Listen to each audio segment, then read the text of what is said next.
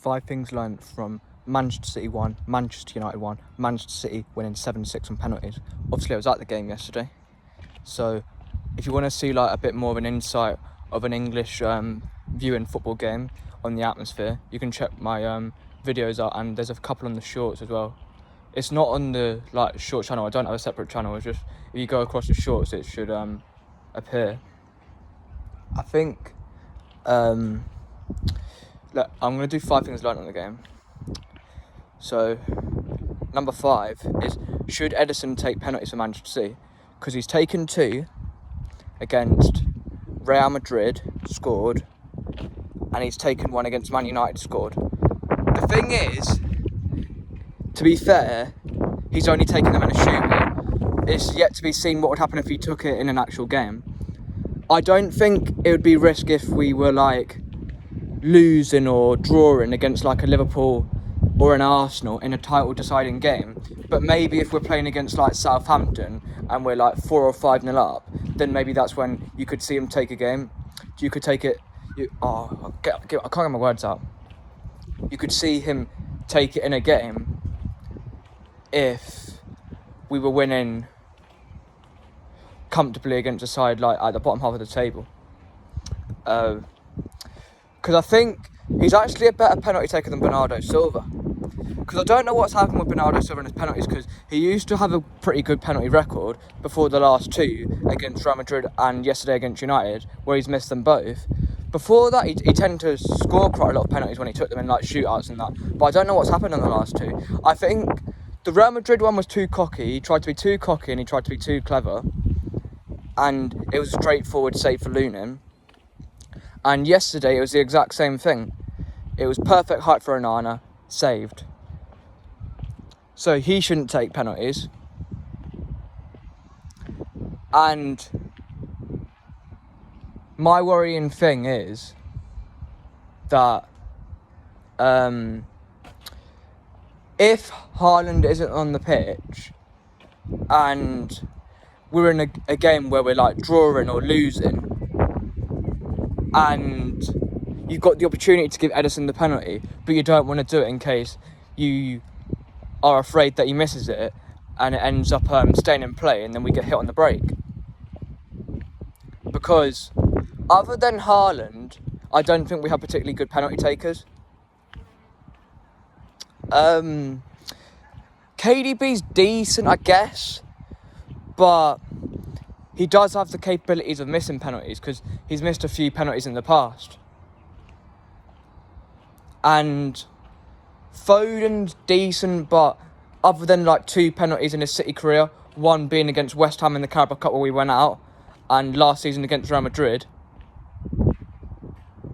he's not really taken that many penalties. Oh yeah, there was one in the Community Shield against Liverpool, 1-1, where we won. I think it was 5-4 on penalties where he took one, and he scored.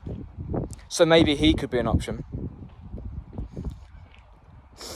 Because Alvarez was a pretty good penalty taker, but obviously he's left the club to go to Atletico Madrid now.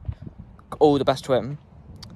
Because even though he was a bit whingy towards the end of his City career, about his game time, he did always try his best when he put on a blue shirt, so I respect him for that. And then point number 4 is, we desperately need a backup CDM. I thought Nico O'Reilly did alright yesterday, but my worry is, despite him doing alright yesterday, he's nowhere near the level of Rodri. And I know we've got players who can play there like Kovacic and John Stones, but I don't really see them as natural DMs, because John Stones, he plays well when he's with Rodri at CDM, but there's been times when he's played there on his own and he's struggled. So I'm not sure whether he can do it on his own. That's yet to be proven, because he's not really done good when he's played there on his own. And Kovacic, I see him more as a central midfielder. Obviously, you've got Nunes, but we've never really tried him in that area, so maybe we could try that. Phillips, no chance. He's got to go. I know he's done alright as centre-back, but he's going to end up being a 6th choice centre-back, so what's the point of him being at the club if he's going to be like that.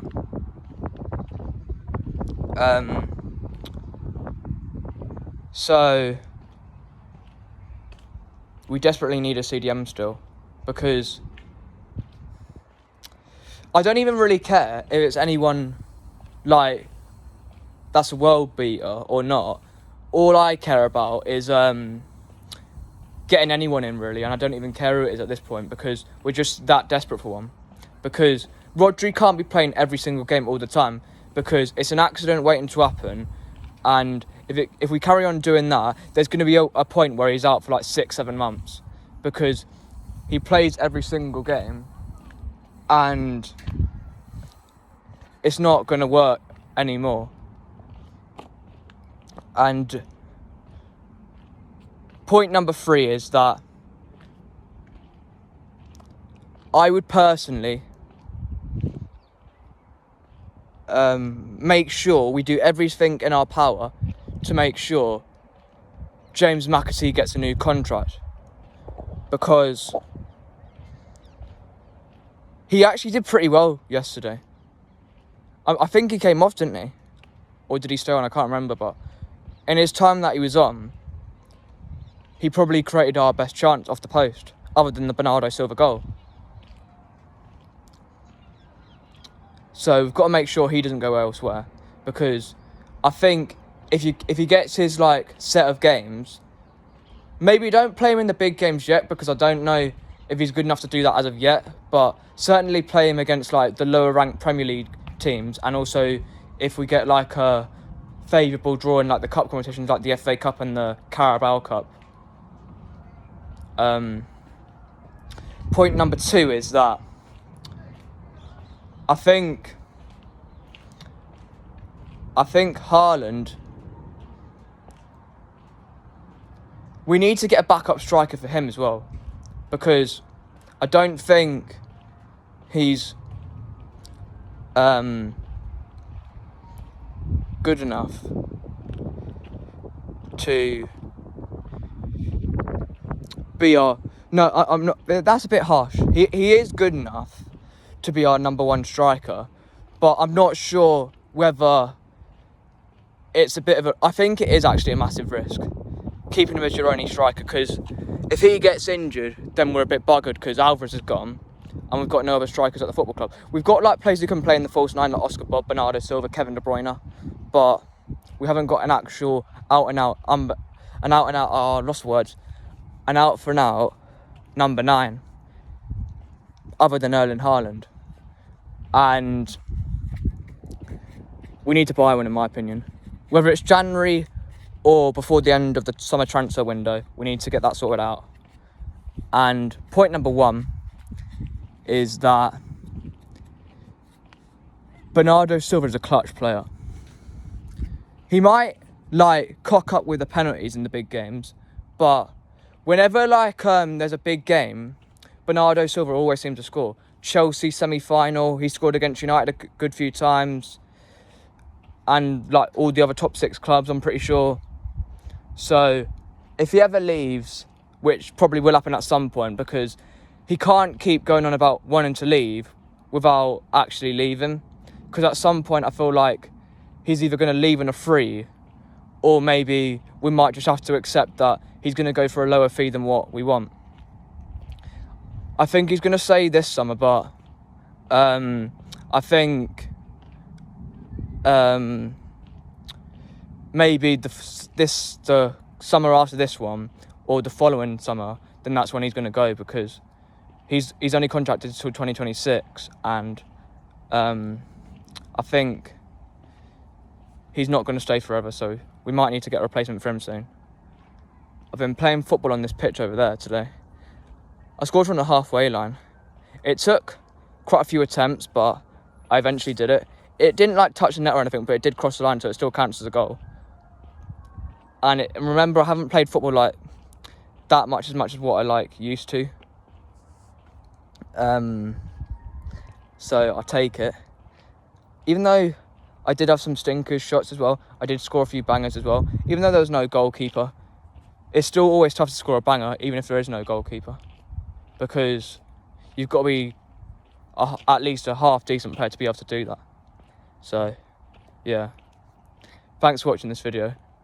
I've got to go because I could hear myself getting called by my mum. I think it's a raffle or something because I've been helping out at this special needs adults party today. So, yeah. And it's like got to do with like, well, it's not got to do with Hendon, but like the event of it is at Hendon. And yeah, so that's why it's there. But anyway, have a nice day and I'll see you guys soon.